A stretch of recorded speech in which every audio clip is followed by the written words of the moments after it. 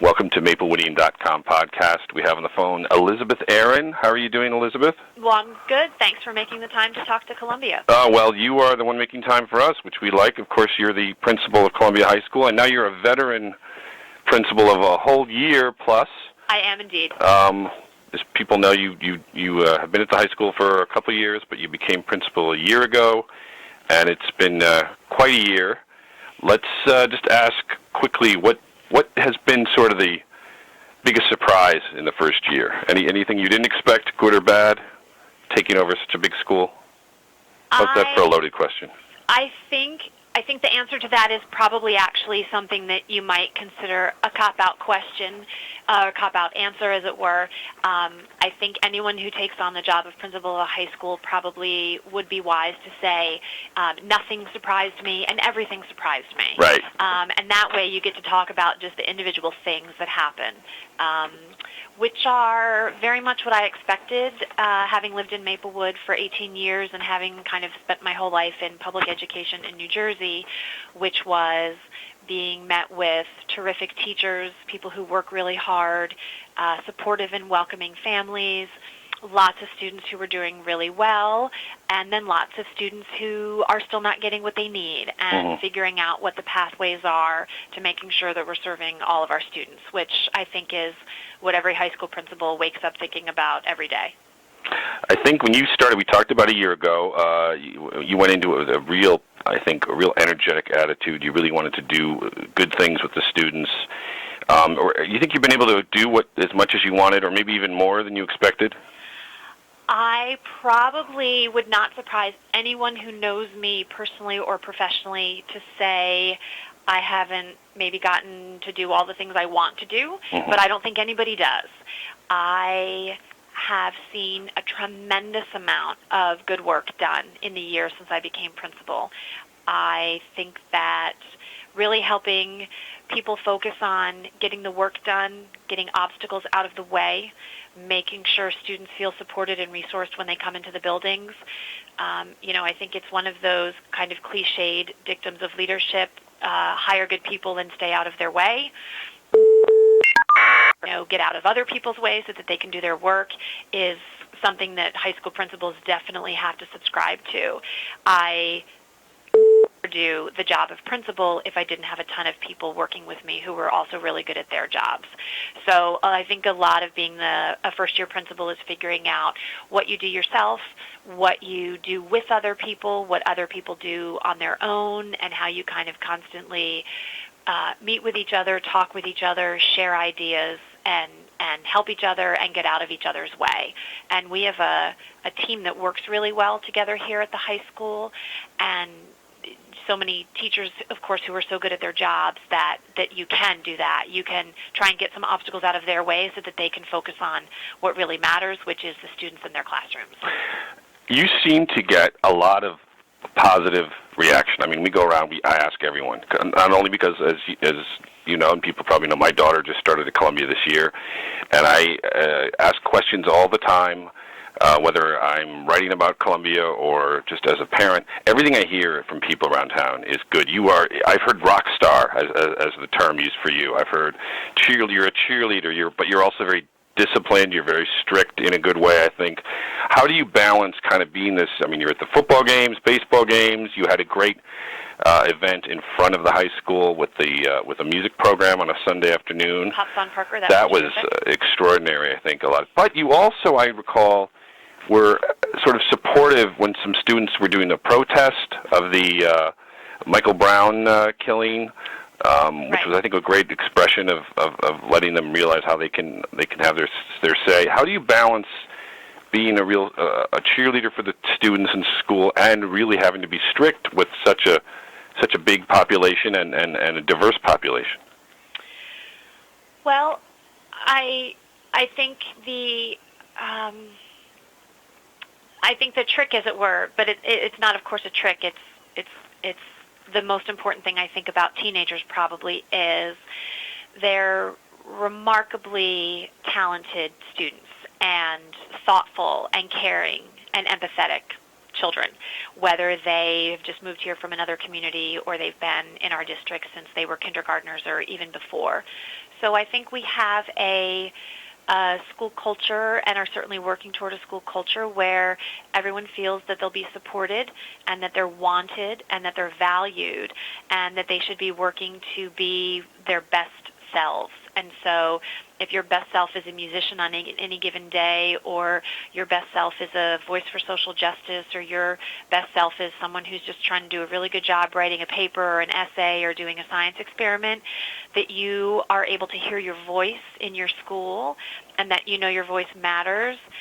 But at the same time, it's very important to me that we think about building a high school community and culture where people are very much part of a larger thing than themselves. I think the most successful schools are the ones with the most successful students because students feel that they have a real role to play in building a culture of achievement and high performance and empathy and caring. And I think we have a lot of students and families who really think that, who are very committed to their own work and their growth and development, but are also committed to something larger than themselves. And that's a phrase that I use with students and that I have had the pleasure of having students other use with me, which is, what does it take to be your best self? What does that mean on any given day? You've also, I'm sorry, go ahead. Go ahead. No, I was just saying you send detailed letters home to the parents, and you're on Twitter. Anyone who doesn't know that should know at Cougar Principal. And you're promoting, you're promoting artists, you're promoting the volleyball team, you're promoting test taking. Be ready for that PSAT. Have you always been a Twitter person, or is it a good thing to do in the high school? No, I think I'm actually kind of a terrible Twitter person, and I think that my students have actually tried and helped me get better at Twitter. The reason I like Twitter as a platform is because it allows me to share the great things I get to see every day that many people don't get to see. I said it back to school night that one of the reasons I'd love for Twitter users to follow me on Twitter is because I can show you things that you wouldn't ordinarily get to see. Literally this morning, although I didn't manage to get a picture of it because my phone was off and away, there were physics students working on literally a hovercraft in our hallway. And me being able to kind of scoot around the building, taking pictures or sharing kind of little slices of life at Columbia, I think really helps people understand what goes on.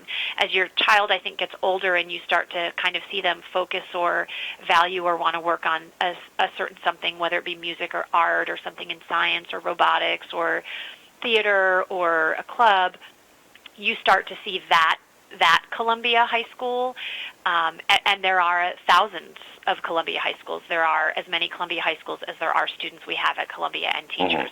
So one of the things I like about a platform like Twitter is that you can use it just to share things that people might not ever see or hear about because they're not ones that their student or their students' teachers might be involved in. Quickly, I don't want to rehash, but we had a couple difficulties last year. I won't get into specifics. The teacher who had to leave, who was arrested, and then there was a couple lockdown, or actually only one real lockdown. I think a lot of people saw how you handled those as a first-time principal at Columbia, and I know that that's not easy stuff, but the way you seem to handle it and rise above it, and I think a lot of people took that as an even more of an impression of how you handle things. How did the negatives get through the bumps for you? Focusing on my students and their families and what students need to be successful in high school is, as people have probably heard me say this already, it's really hard and it's really complicated work. And at the same time, it's remarkably simple and straightforward work because, as the song goes, to keep your eyes on the prize is never hard when teenagers come into your building every day expecting you to be your best self so that they can be their best selves. The other thing is, and we'll get back to this year now, how's the first month gone? What is new at the high school this year compared to last year that people may or may not know about in terms of changes or new programs or just anything different compared to your first year now that the second year is already underway? Probably nothing big and huge that people will notice. We've gotten to make some quick changes that I think will make some things easier for students and parents. We've managed to create some forms within PowerSchool to enable people to electronically report attendances rather than having to make phone calls or leave messages. We took delivery of some shiny new lockers this week, which we're very excited about. We have students in our second year of our 3-year science research course. We have some courses that have continued to develop in popularity and subscription, like our CAD course. We got to hire some great new teachers this year who are not new to teaching, but they are new to us. So we're thrilled that Columbia is a place that people are interested in applying for jobs at. I'm thrilled, of course, that I got to bring on Terry Willard, who is our district's former career and technology ed and instructional media services supervisor, to be an assistant principal at Columbia. Definitely our 540-plus freshmen are new. They've done a beautiful job settling into high school. So those are some of the kind of quick things that come to mind. We're also looking forward to hosting our Middle States visit in November. We'll have a team of 5 educators from elsewhere in New York and New Jersey coming in to look at our mission and profile of graduates, survey data, strategic planning. We get accredited according to the 12 standards of accreditation for Middle States, and that'll be a great way to kind of show off Columbia as it is today and then get some really thoughtful feedback about our plan for where Columbia should be going in the next decade. And that's a process that happens in a school once every 8 to 10 years. So for many of us new to the building since a decade ago, that's new. And the way in which that process has been a really year-long comprehensive process for teachers in our community, I think has been new to many people, and that's very exciting for us. You brought up the lockers. I wasn't going to bring it up because we've written a few things about it, and there was a handful of students who did not have a locker. It's still some who haven't. What was behind that? There was a new lockers coming in, but there was a problem getting them installed over the summer? And that's just logistics, really, and we've worked to really simplify logistics processes so that we are able to best serve our needs every day. And certainly anytime you take delivery of new, great, shiny stuff, that's fun for all concerned, especially the students who are getting those. And again, we're talking to Elizabeth Aaron, principal of Columbia High School. Thank you for being with us. You also, I know at Back to School Night, there was a big emphasis, and I would imagine just in the school this year, on cell phones. There were signs around saying what... off and away. Off and away. Now, that's something I know a lot of schools deal with. What is different on that this year, and what is sort of the new approach, and how's it working? So I'll start with the last part of the question, which is we really think it's working beautifully, and we shared that at Back to School Night. So like every school, we struggle with finding the balance between what we use in terms of technology, what we do in terms of real interpersonal and quality communication, what we do in terms of discussion and writing versus what we do in terms of things that are online or even with students using their phones in class for things. And of course, teachers still have tremendous flexibility to do all of that. But many schools, in fact all schools, are very much trying to figure out what the fine line is in terms of having students discover that their personal phones, which really are computers, they're not phones anymore, right, are distractors versus supports.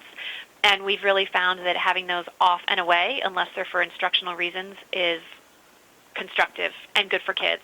We're happy to see students having conversations with each other. They've put them away before they come in the door in the morning, which is terrific.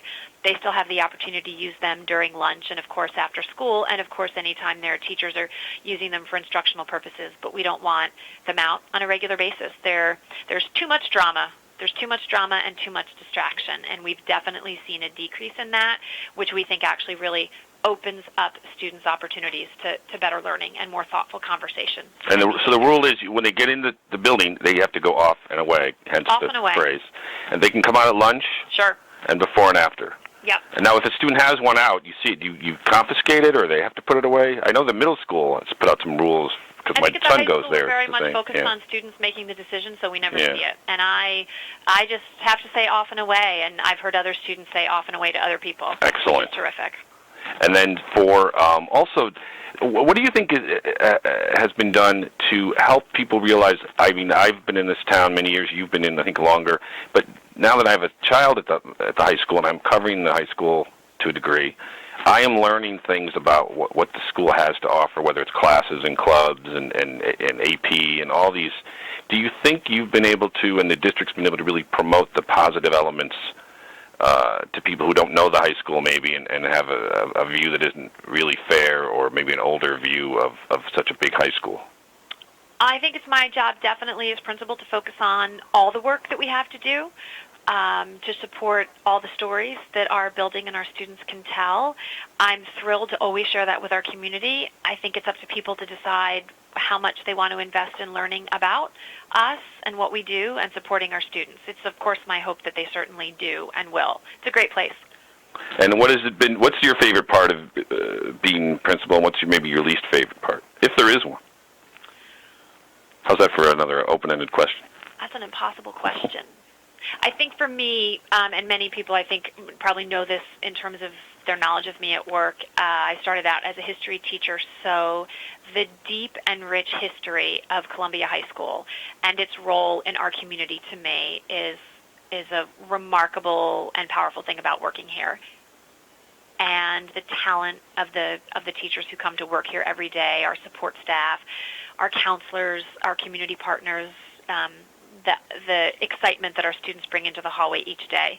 And then it would never be my least favorite thing, but the challenge is all the work that brings, but that's the purpose of the work, is the challenge. And what should we expect as the year goes on, as unfolding year 2 for you and all the, again, challenges? And now we have a new superintendent, and you're going to have an education summit there in a few weeks. Just sort of what do we look ahead for the people who might not be knowing the day-to-day of what's coming at the high school? I'd say they should just be continuing to look for the good news. There's a lot of work, and we're excited to be doing it. And we're excited to be working with our new superintendent. We're thrilled that he's here. Excellent. Well, thank you very much, Elizabeth Aaron, high school principal at Columbia High School, for spending some time with us.